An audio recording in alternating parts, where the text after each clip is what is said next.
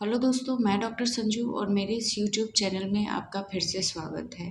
दोस्तों, आज के इस वीडियो में हम बात करेंगे यूट्राइन फाइब्रॉइड के बारे में, जिसको कि आम भाषा में बच्चेदानी की गांठ भी कहा जाता है। ये जो यूट्राइन फाइब्रॉइड्स होते हैं, ये नॉन कैंसरस ग्रोथ होती हैं और ज़्यादातर चाइल्ड बियरिंग एज में इनके बनने की संभावना रहती है।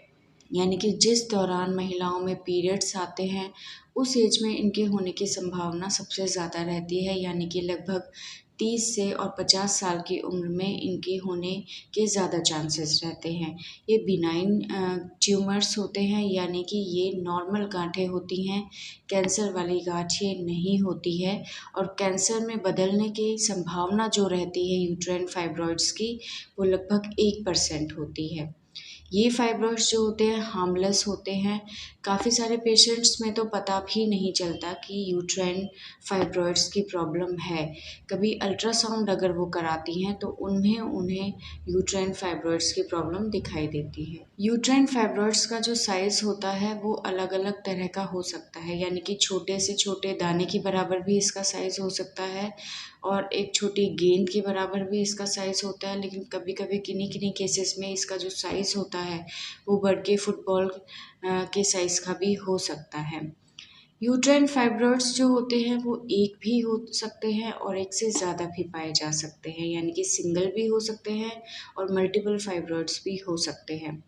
यूट्रस के जिस लेयर के अंदर ये फाइब्रॉइड पाए जाते हैं, उसी के अकॉर्डिंग इनको नाम दिए गए हैं। यानी कि पोजीशन के हिसाब से इन फाइब्रॉइड्स को नाम दिया गया है। जैसे कि अगर ये सबसे अंदर वाली लेयर में, म्यूकस लेयर में अगर ये पाए जाते हैं तो इन्हें सब म्यूकोजल फाइब्रॉइड कहा जाता है। ये फाइब्रॉइड जो होते हैं यूट्रस के अंदर की तरफ दिखाई देते हैं, यानी कि यूट्राइन कैविटी की तरफ हमें दिखाई देते हैं।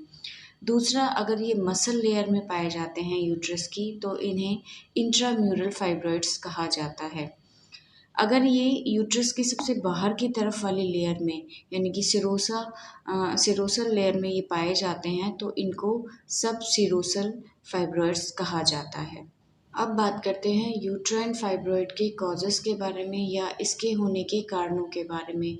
तो देखिए, अभी तक कोई एग्जैक्ट कॉज नहीं पाया गया है जो ये बता सके कि यूट्राइन फाइब्रॉइड का क्या कारण होता है होने का। बट कुछ केसेस ऐसे होते हैं जिनमें यूट्राइन फाइब्रॉइड होने के चांसेस थोड़े से बढ़ जाते हैं। जैसे कि अगर आपकी फैमिली में किसी को यूट्राइन फाइब्रॉइड की हिस्ट्री रही है तो चांसेस है कि इन फ्यूचर आप में भी यूट्राइन फाइब्रॉइड डेवलप हो जाए। दूसरा होता है हार्मोनल कॉज। एस्ट्रोजन और प्रोजेस्टेरोन हार्मोन जो होते हैं वो इसकी ग्रोथ के अंदर रिस्पॉन्सिबल होते हैं, क्योंकि ऐसा देखा गया है कि चाइल्ड बियरिंग एज में जिस दौरान ये हार्मोन्स बॉडी में ज़्यादा रहते हैं, उस दौरान इनके बनने के चांसेस बढ़ जाते हैं। और जैसे जैसे मेनोपॉज आता है, इन हार्मोन्स का लेवल कम होता है या ये बॉडी में बनने बंद हो जाते हैं, वैसे वैसे जो यूट्राइन फाइब्रॉइड है वो श्रिंक हो जाता है, सिकुड़ जाता है, या इसके बनने की जो संभावना होती है वो बिल्कुल ख़त्म हो जाती है। तो काफ़ी सारे केसेस में ऐसा देखा गया है। स्टडीज़ ये कहती हैं कि हार्मोनल कॉज एक मेन कॉज ऐसे में होता है यूट्राइन फाइब्रॉइड के डेवलप होने का। इसके अलावा ओबेसिटी, या आप डायबिटिक हैं, आपको हाइपरटेंशन की प्रॉब्लम है, तो आप बहुत ज़्यादा प्रोन हो जाते हैं यूट्राइन फाइब्रॉइड्स के डेवलप होने के लिए। या जिन महिलाओं के अंदर मीनार्की बहुत जल्दी आ गई है, यानी कि उनके पीरियड्स बहुत जल्दी शुरू हो गए थे, 8-9 साल की उम्र में शुरू हो गए थे, और जिन महिलाओं को मीनोपॉज लेट तक चलता है, मीनोपॉज लेट आता है, उन महिलाओं में चांसेस हो जाते हैं यूट्राइन फाइब्रॉइड्स के डेवलप होने के। तो ये थे कुछ कारण जो कि यूट्राइन फाइब्रॉइड के लिए रिस्पॉन्सिबल हो सकते हैं। अब बात करते हैं यूट्राइन फाइब्रॉइड्स के सिम्टम्स के बारे में। तो देखिए, ज़्यादातर महिलाओं में, लगभग 70 to 80% फीमेल्स में यूट्राइन फाइब्रॉइड होने पर भी कोई सिम्टम उनके शरीर में नहीं आता है। जिन महिलाओं को सिम्टम्स दिखाई देते हैं उनके अंदर पीरियड से रिलेटेड प्रॉब्लम देखी गई है, जैसे कि पीरियड्स का बहुत ज़्यादा आना, ब्लीडिंग बहुत हैवी रहना, पीरियड्स का बहुत लंबे टाइम तक बने रहना, 10-10, 15-15 दिन तक ब्लीडिंग का होना, इंटरमेंस्ट्रुअल ब्लीडिंग होना यानी कि 2 पीरियड्स के बीच में ब्लीडिंग होने लगती है। पेट के निचले हिस्से में या कमर वाले हिस्से में बहुत ज़्यादा दर्द की परेशानी रहती है, सेक्स के दौरान पेन की प्रॉब्लम महसूस हो सकती है। इसके अलावा अगर सब सिरोज़ल फाइब्रॉइड्स होते हैं, यानी कि जो फाइब्रॉइड्स बच्चेदानी के बाहर की तरफ रहते हैं, तो उनकी वजह से कुछ सिम्टम दिखाई देते हैं, जैसे कि पेशाब करने में परेशानी होना या लैट्रिन जाने में परेशानी होना, क्योंकि जो सब सिरोज़ल फाइब्रॉइड्स होते हैं वो ब्लैडर के ऊपर प्रेशर डालते हैं, रेक्टम वाले एरिया पे प्रेशर डालते हैं, जो पेल्विक ऑर्गन्स होते हैं उनके ऊपर प्रेशर डालते हैं, तो उसी की वजह से कुछ परेशानी आपको दिखाई दे सकती है। काफ़ी सारी महिलाओं में यूट्राइन फाइब्रॉइड की वजह से प्रेगनेंसी कंसीव नहीं हो पाती है। अगर प्रेगनेंसी कंसीव हो भी जाती है तो बार-बार अबॉर्शन की हिस्ट्री ऐसे पेशेंट्स में दिखाई देती है जिनके अंदर यूट्राइन फाइब्रॉइड का साइज़ जो होता है वो बहुत बड़ा होता है। अगर प्रेगनेंसी हो भी जाती है तो बच्चे को प्रॉपर एरिया नहीं मिल पाता ग्रोथ के लिए, डेवलपमेंट के लिए, और उसकी जो ग्रोथ होती है वो रिटार्डेड होती है। बच्चे की जो पोजीशन होती है वो एबनॉर्मल हो सकती है। बच्चे की जो पोजीशन होती है वो नॉर्मल नहीं हो पाती, क्योंकि बच्चा फाइब्रॉइड अगर बड़ा हुआ है तो उसके अकॉर्डिंग अपने आप को एकोमोडेट करने के लिए उसकी पोजीशन जो होती है वो एबनॉर्मल हो जाती है, जिसकी वजह से सीएस करने के या सिज़ेरियन सेक्शन के थ्रू डिलीवरी होने के चांसेस बढ़ जाते हैं। इसके अलावा प्रेगनेंसी के दौरान बार-बार ब्लीडिंग होने के चांसेस रहते हैं, प्री टर्म डिलीवरी होने के चांसेस रहते हैं ऐसे में। तो ये थे कुछ सिम्पटम जो यूट्राइन फाइब्रॉइड की वजह से महिलाओं के अंदर दिखाई दे सकते हैं। अब बात करते हैं डायग्नोज़ का, कि हम कैसे डायग्नोज़ कर सकते हैं कि यूट्राइन फाइब्रॉइड की प्रॉब्लम है या नहीं। तो देखिए, अगर आपको सिम्पटम्स इस तरह के दिखाई दे रहे हैं, आपके पीरियड्स बहुत प्रोलॉन्ग रहते हैं, बहुत हैवी रहते हैं, पेन आपको बहुत ज़्यादा रहता है, तो आप जब आप अपने डॉक्टर के पास जाती हैं तो डॉक्टर आपका पेल्विक एग्जामिनेशन करते हैं। इसके अलावा अल्ट्रासाउंड, सीटी स्कैन, इस तरह के टेस्ट के थ्रू भी डॉक्टर आपकी यूट्राइन फाइब्रॉइड से रिलेटेड अगर आपको रहती है संभावना तो उसका पता लगा सकते हैं। अब बात करते हैं इसके ट्रीटमेंट में। तो एलोपैथिक मोड ऑफ ट्रीटमेंट में मेडिसिन्स दी जाती हैं, जैसे कि कुछ ओरल कॉन्ट्रासेप्टिव पिल्स दी जाती हैं, आपको पेन किलर दिए जाते हैं। वो सब डिपेंड करता है आपके सिम्पटम्स के अकॉर्डिंग।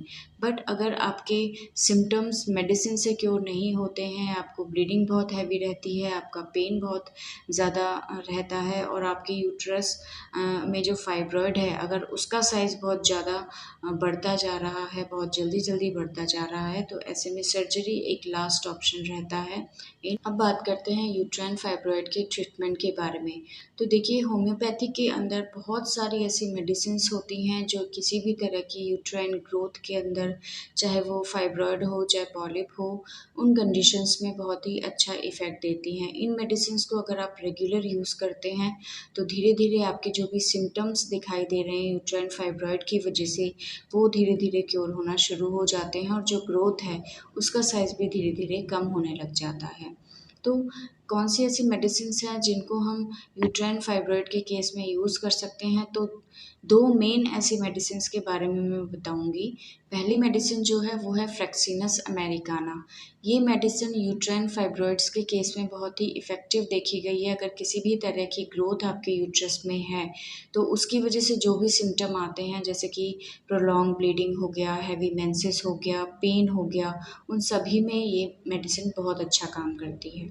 इस मेडिसिन की आपको मदर टिंचर फॉर्म में इसे यूज़ करना है। इस मेडिसिन की 15-15 बूँदें आपको दिन में 2 बार यूज़ करना है। और दूसरी जो मेडिसिन आती है वो आती है थैलेप्सी बर्सा। ये मेडिसिन जो होती है इसे भी आपको मदर टिंचर फॉर्म में यूज़ करना है।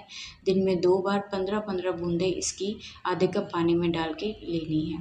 ये 2 मेन मेडिसिन्स हैं जो कि आप यूट्राइन फाइब्रॉइड के केस में यूज़ कर सकते हैं।